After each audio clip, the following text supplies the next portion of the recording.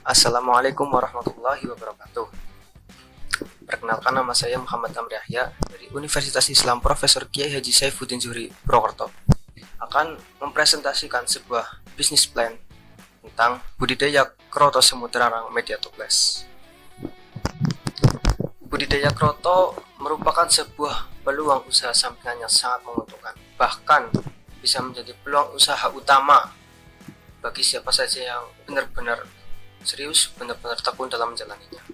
Banyak orang yang telah sukses menekuni bidang budidaya kroto ini.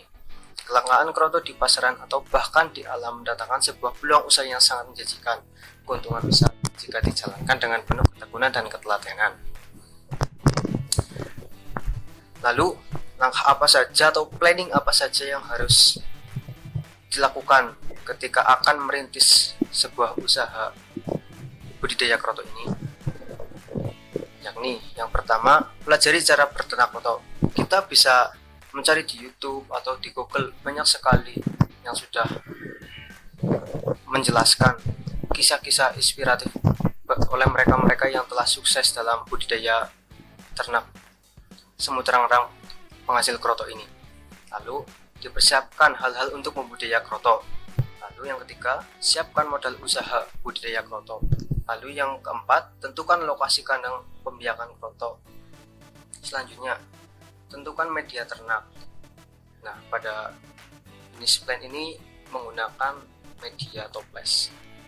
Selanjutnya, cari pakan bergizi murah dan mudah ditemukan. Lalu selanjutnya, tentukan target konsumen. Untuk target konsumen, jangan ditanya, itu memang di sekeliling kita saja banyak sekali. Selagi para kicau mania belum habis, pasti kroto akan laku. Kelebihan dalam usaha budidaya kroto diantaranya adalah cara membudidayakan kroto bisa juga dilakukan mandiri. Seperti jika kita melakukan budidaya ini untuk sampingan dalam pekerjaan, itu bisa secara mandiri. Namun jika kita dalam partai besar, mungkin kita bisa bekerja sama dengan partner kita nanti. Yang kedua, bisa sebagai usaha sampingan, yaitu tadi telah disampaikan. Yang ketiga, tidak perlu menyewa lahan. Yang keempat, media pembiakan kroto mudah dan relatif murah. Yang kelima, tidak terlalu sulit saat mencari bahan pakan kroto, tadi sudah disampaikan. Selanjutnya, masa panen lumayan singkat. Terus, harga jualnya lumayan mahal. Nah, ini yang memang dilirik oleh para mereka-mereka pebisnis budidaya kroto karena harganya sangat mahal. Untuk saat ini saja harga 1 kilo kroto itu kisaran sekitar 150 sampai 200 ribu. Wah, sekali bukan? Lalu yang terakhir, keuntungan ganda, bisa menjual kroto dan menjual bibit semut terang-terang. Nah, apabila semut terang sudah dibudidaya di dalam toples, itu kita tidak hanya bisa menjual krotonya saja, namun jika kita ingin menjual bibitnya itu juga bisa karena sudah ditangkarkan di dalam toples gitu. Ada pembibitan, pemeliharaan, dan panen. Dari pembibitan dulu. Nah, ini dari pembibitan ada dua cara, yakni dari alam dan instan atau dengan cara kita beli. Jika dari alam, kita hanya yang penting kita rutin mencari setiap hari, entah dapatnya seberapa, yang penting kita rutin lalu kita tangkarkan di kandang yang telah kita sediakan. Nah, jika kita beli terang-terang itu sudah siap di dalam toples, tinggal kita tangkarkan dan menunggu panen. Lalu yang kedua, pemeliharaan. Dalam pemeliharaan tentunya yang paling penting adalah pakan dan minum. Jika tidak dikasih pakan dan minum, mereka pasti akan kabur, tidak akan betah di penangkaran tersebut.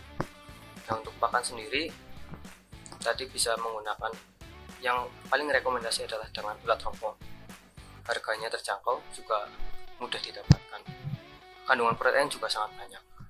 Lalu untuk minum cukup dengan air gula pasir yang dilarutkan. Lalu perawatan juga tidak kalah penting. Selalu kita cek kondisi kandang, kondisi semut, kondisi pakan, dan yang sebagainya.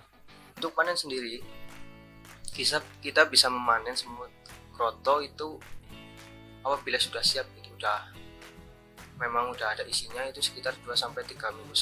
Ini yang perlu kita ketahui.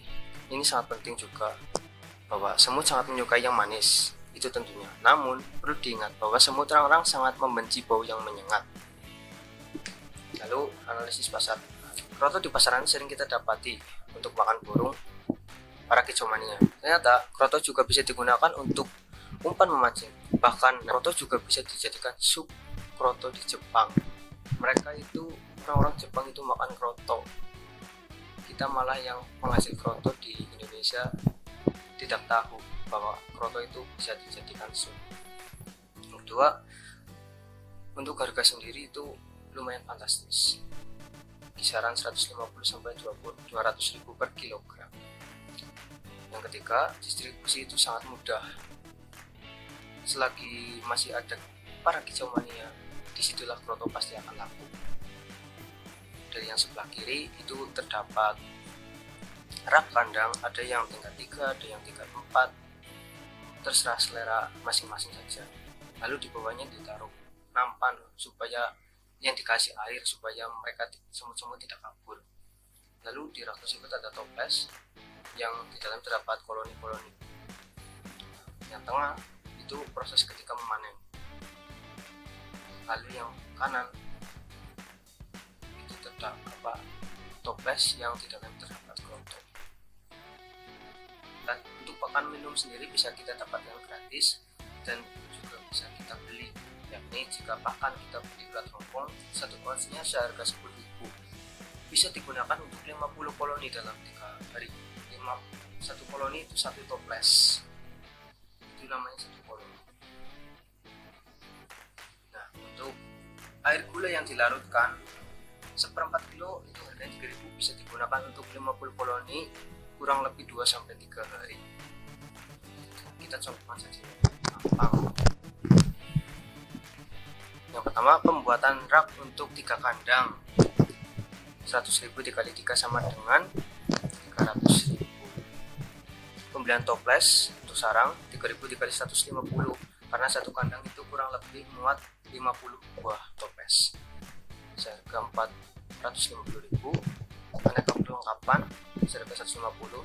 Jadi total investasi kita adalah 100.000. Dan khusus bibit bisa masuk investasi ataupun jika mencari di alam maka 0 budget. Jika kita beli maka 150 toples dikali 100.000 maka seharga 15 juta.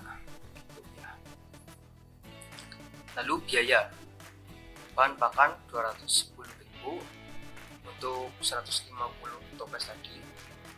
Air minum gula 63.000. Biaya penyusutan investasi 50.000, total biaya 290.000. Lalu gambarannya adalah seperti ini. Misal kita punya 3 kandang, masing-masing berisi 50 koloni. Jika jumlah keseluruhan 150, satu toples jika produktif bisa menghasilkan setengah sampai 1 ons kroto. Kita pukul rata saja, satu toples menghasilkan setengah on, maka setiap kita panen akan menghasilkan 7,5 kg. Ini dengan perawatannya maksimal supaya bisa menghasilkan sebanyak ini. Disesuaikan dengan proses perawatan biaya. Jika misal harga di pasar 170.000 per kilogram, maka 7,5 dikali 170.000 sama dengan 1.275.000 rupiah. Selanjutnya, jika sekali panen 21 hari sekali dengan 3 rak yang berisi masing-masing 50 koloni, maka bisa kita dapati hasil ditambah modal jalan sama dengan apa? Yakni 1.275.000 dikurangi 210.000, yakni pakan 63.000 gula sama dengan 1.020.000 rupiah. Harga baik modal jalan maupun harga jual kroto sewaktu-waktu bisa berubah. Selanjutnya, jadi dalam kurun waktu 21 hari dapat balik modal dengan modal 900.000 tanpa modal bibit dahulu, yakni ini yang dengan modal rupiah untuk bibitnya, dengan laba yakni akan menghasilkan laba 100.000 rupiah, dan laba permanen selanjutnya adalah 1.200.000. Khusus jika bibit kroto diinvestasikan yakni mengeluarkan modal 15 juta, maka akan balik modal jangka waktu kira-kira 15 kali panen kroto. Sekian presentasi yang saya sampaikan. Semoga bermanfaat. Akhirul qouli, wassalamualaikum warahmatullahi wabarakatuh.